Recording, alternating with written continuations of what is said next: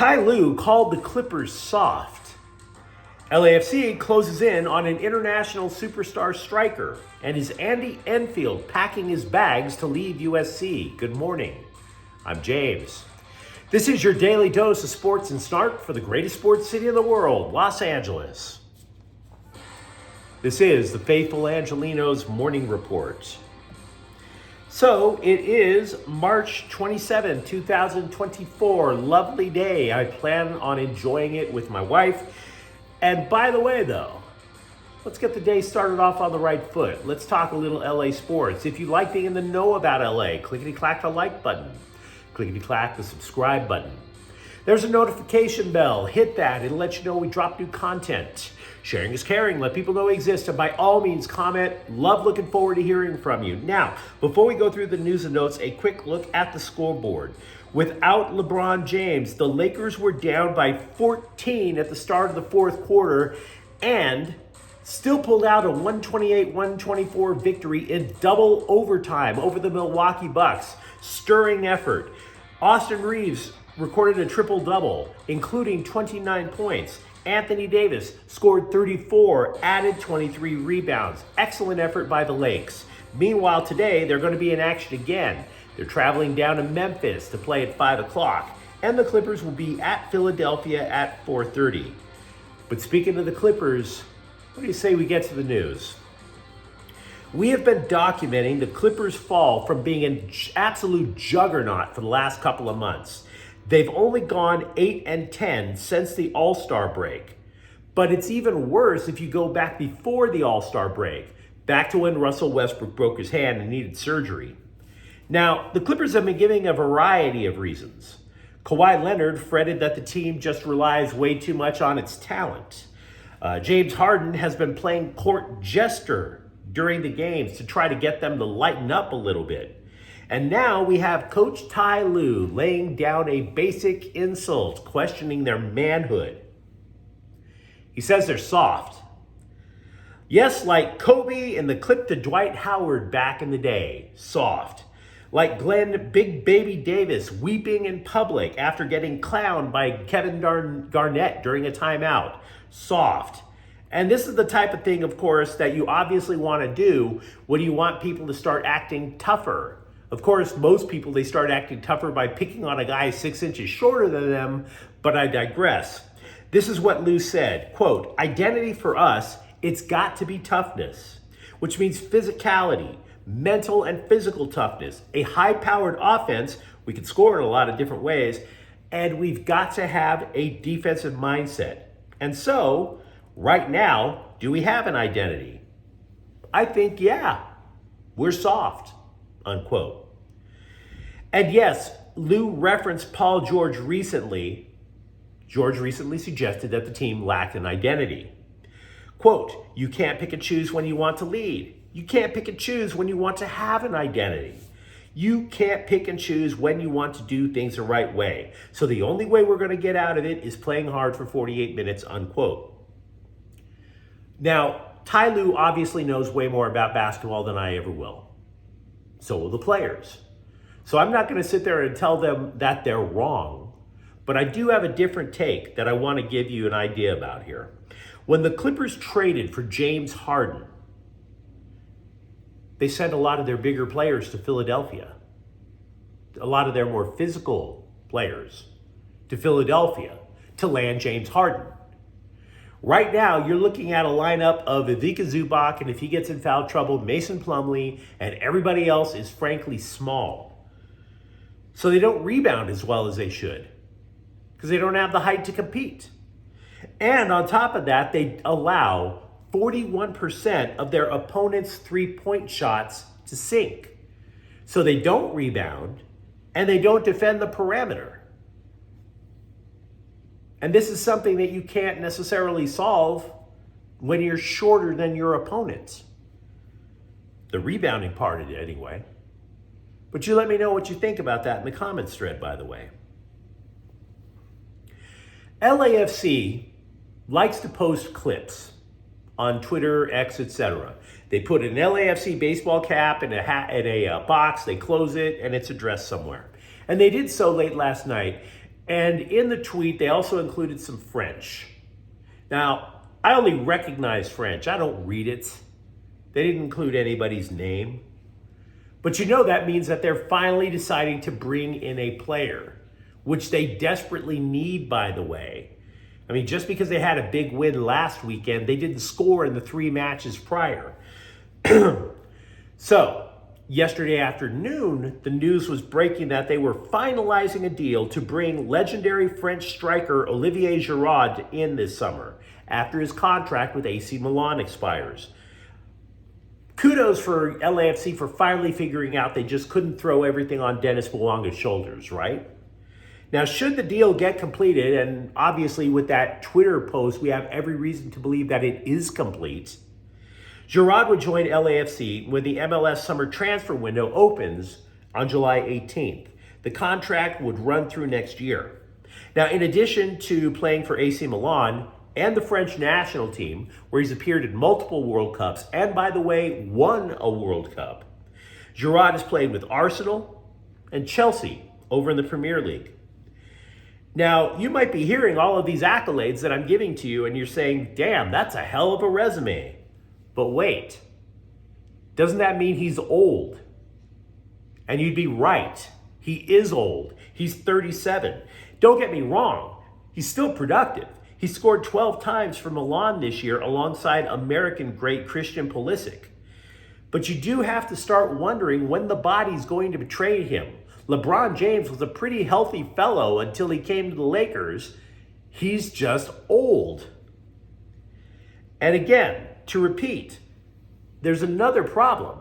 Can LAFC be patient in waiting until July for this guy to arrive because they cannot score goals? Oh yeah, they won 5-0 over the weekend, but they did not score in the 3 matches prior. LAFC went more than 300 minutes between goals. It's the worst start in the franchise's relatively brief history. If they continue to have stretches like that until July, it might not matter what Giroud can do because they'd be so far behind in the playoff chase. But if LAFC can survive, if they're going to have a threatening front line, no question. LAFC plays a 4-3-3, which means 3 forwards up top. You have Bouanga on one side, Giroud in the middle, and you'd probably wind up having Christian Oliveira on the other side. And by the way, Bouanga last year won MLS's Golden Boot, which means he scored more goals than anybody else.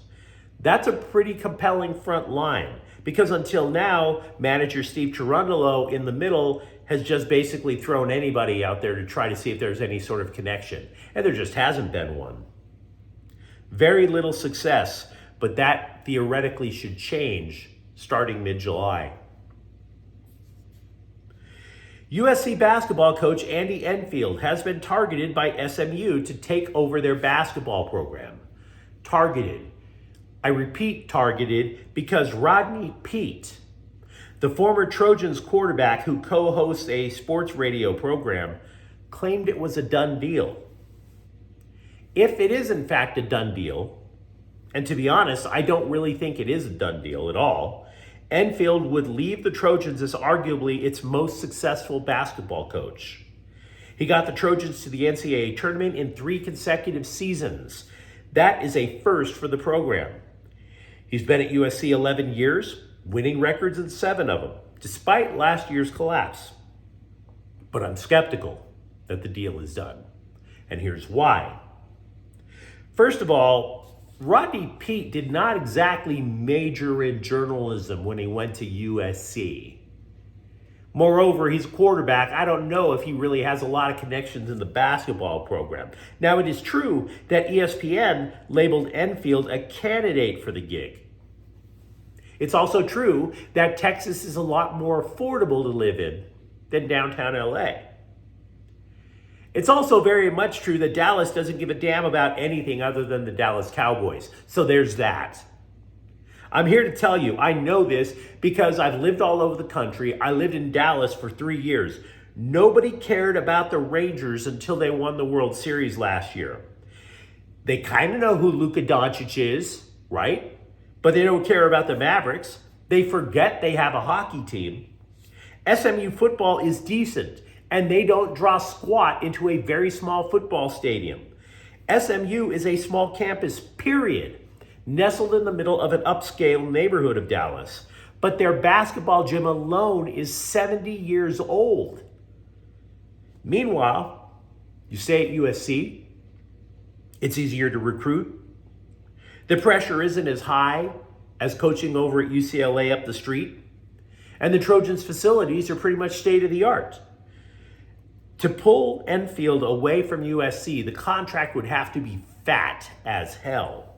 And don't get me wrong, I live for talking crap about scribes behaving badly, always have. But this story does not rest on the reputation of a professional reporter, let alone a basketball beat writer, let alone a college basketball expert. It rests on the shoulders of a guy who quarterbacked a run and shoot offense with Detroit in the late 1980s or early 1990s. So there's that. The Rams decided to give a little boost to their defensive backfield by signing an all-pro corner, Tre'Davious White, last seen in Buffalo. It's a one-year deal. It's a move that comes with a little bit of risk. Actually, more than a little bit. The guy blew out his Achilles after playing just 4 games for the Bills last year. He also blasted out a knee ligament a couple of years prior. Now, in the last 3 seasons, White has been more likely to miss a game than to actually play one. Before those injuries, though, he was considered an elite corner. So we'd all like to welcome Tre'Davious White to the AstroTurf over at SoFi Stadium. That will be a wonderful mixture, not concerning in the slightest. Tre'Davious White on a synthetic surface that has been known for destroying knees. Looking forward to it. Speaking of trying to come back from an owie, Sean McVay expects Rams tight end Tyler Higbee to go on the physically unable to perform list. Both of his knees were blown to smithereens thanks to an ugly hit in the playoff loss in Detroit. Kings forward Trevor Lewis said that the 4-game winning streak that the team is on is indicative of a sense of urgency. He told The Athletic, quote, "This time of year, we have to play playoff hockey right now just to get in. You can't just flip on a switch and be able to play playoff-style hockey. You've got to start now and just keep going," unquote. The Kings pulled to within a point of second-place Edmonton during their 4-game winning streak, and they will be playing the Oilers on Thursday night. Also, the winning streak has been able to keep the Vegas Golden Knights at bay. Finally, with the Dodgers, we've been talking way too much lately about Shohei Ohtani. Not that it's unimportant, it obviously is important, but it's also a story that isn't likely to have breaking news for quite a while. An investigation isn't like an episode of Cops, right? The authorities are not going to find the interpreter in a trailer park wearing a wife beater, guzzling Pabst Blue Ribbon, and then in 5 minutes they tase him into a pile of empty beer bottles and slam the cuffs on him. It doesn't work that way. But the press is still going to try and find little things to bring up. Yesterday, ESPN is reporting that Ohtani's people are not giving them any more comments. Duh. Because they're going to let the authorities do their job. The only new tidbit I can tell you is that the Department of Homeland Security is helping the IRS investigate. Big whoop. The Oakland Athletics have required reliever TJ McFarland from the Dodgers for cash, which to me is big news. Because who knew the Oakland A's had cash? McFarland signed a minor league deal with LA and compiled a 1.35 ERA in spring training. He is an 11-year veteran with 5 teams, and that also includes a previous spot with Oakland. But you let me know what you think in the comments thread. Are the Clippers soft? Will, in fact, LAFC's offensive problems be resolved by Olivier Giroud? And if you enjoyed the content, don't forget to subscribe to Faithful Angelenos. We're talking LA sports every single day here. Thank you for watching. I'm James. We'll be back tomorrow. Faithful Angelenos is a Kian Corte El Queso production. Take care.